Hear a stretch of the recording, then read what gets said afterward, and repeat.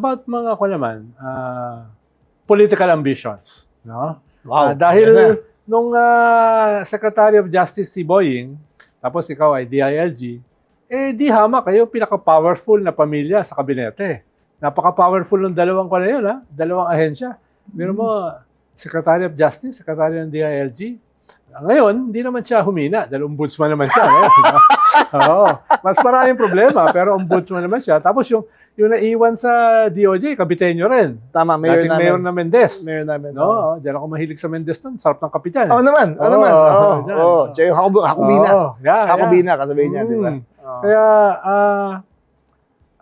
ang tingin ng iba ay may plano kayo for higher office. Meron kayong political project. Tapos, at a certain point, nagbukas ka naman. Sabi mo na open ka, di ba? Open. Sa ngayon ba, yung openness mo na yan, gaano ba ka-open yan o gaano ka-close? Parang paliit eh. Oo. Alam ko naman kung ano kailangan gawin eh. Pero parang yung hinahanap ng tao at saka yung pagkatao ko, parang hindi pa nagtutugma. They think I am elitist. English pa pagkasabi nun. Oo, sinasabi mo sila I'm home eh. Tingin nila elitista ako.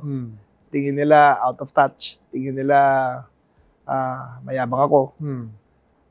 Pero hindi nila nakikita yung lalim ng trabaho para may saayos ko lahat ng ginagawa ko. Hindi nila makita kung ano ang ginawa ko sa pulis para tumino yan. Anong ginagawa ko sa BFP. I have never entered in an organization that I did not make better. I have never entered in an organization that I did not aspire for it to be the best. And parang hindi naiintindihan ng tao sa akin yun. I come out as aloof. I come out as burgis. But in truth, there is always serious work behind what I do. Kaya parang ang perception versus reality hindi pa nagtutugma eh. Kaya I don't know if I have time to close that gap. But whether or not the gap closes, I will always do my best to do my job to the full extent of my capacity. Pero tama yung sabi mo, Secretary. Everything now is perception. Everything is optics. Yes. Pero meron din yung mga ino-open na possibilities. Dahil sa panahon ng social media, sa mundo ng social media, sa mundo ng disruption, things can also change overnight. No, hindi naman sinasabi na mangyayari yon. Pero, halimbawa, pag nahuli mo si Atong Ang, kung mahuli mo si Bantag, no, hindi nararamdaman ng tao yung nangyayari ngayon sa peace and order. Ang nakikita nila ay drama. Probinsyano, no, Batang Quiapo. Yun ang kultura ng mga tao, di ba? Telenovelang Pinoy, no? So, depende sa narrative, depende sa spin, depende sa packaging, things can change overnight. No? That's right. Hindi naman kita kinukumbinse. Sinasabi ko lang na yung mga binabanggit mo ay pwedeng magbago. Dahil marami sa mga tumatakbo for president or nanalo ay hindi sila yung frontliner ng simula. Actually, halos lahat ng frontliner, no? Except ERAP. Ay natalo. Tama. Lahat ng frontliner. So, medyo bilog yan, no? Ang kampanya. At ang mahalaga dyan ay ano ba yung perception, sabi nyo nga, pero perception can change almost immediately. That's right. That's right. Depende with the right branding, with the right trigger, no? Pwede yung magbago overnight. Kaya ang tanong ko ay, kahit sabi mo na nagsasara, ay hindi ka pa rin sarado. Hindi naman. Hindi naman. I'm very proud of the work I've done with the Safer Cities. Wala namang iinom sa kalye ngayon. Kung meron man tumawag guys na 911 para i-report kung nasaan yan, wala na nakahubad sa kalye.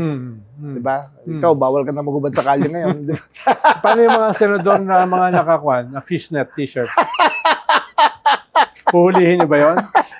Kasama ba yun? Basta nasa kalye, hulihin ko yun. Wala akong naisip pahiwatig tungkol sa kanila. Pero wala akong sinasabi na magka-asosasyon sila ni Harry Roque. Wala akong sinasabing gano'n.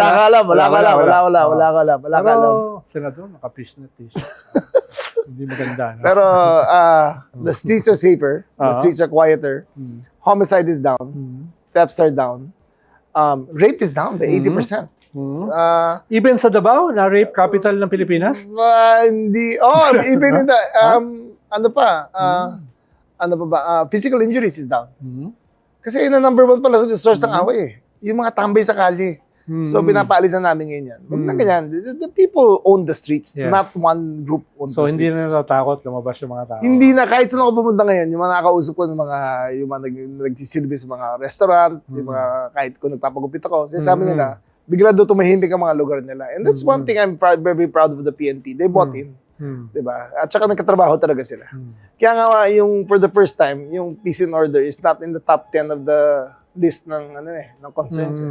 Diba? And that's never happened before. Ikaw, tagal mo na sa social sciences, diba? Hindi nangyayari yan. It's always been a big concern, diba? Oh. Diyan ako Diba? nagsimulang mag-organize eh. Bari yung magsaysay sa Tondo. Diyan. Tapos sa Bangkulasi, sa Nabotas, sa Ah. Pangpalay, lahat yung mga pinakamagugulong lugar. Doon, diba? Basilan, no? Sabi Sulu. nila, hindi nila kayang patahimikan ng Tondo. Pero kung umikot kayo sa Islang Puting Bato kayo, Iba na ngayon. sumusunod na yung Wala mga na tao Smoky ngayon. Mountain doon ngayon. Wala na. Oo. Sabi nila, hindi kaya patahimikan ng Caloocan. Tumahimik rin. Oo. Tumahimik rin siya.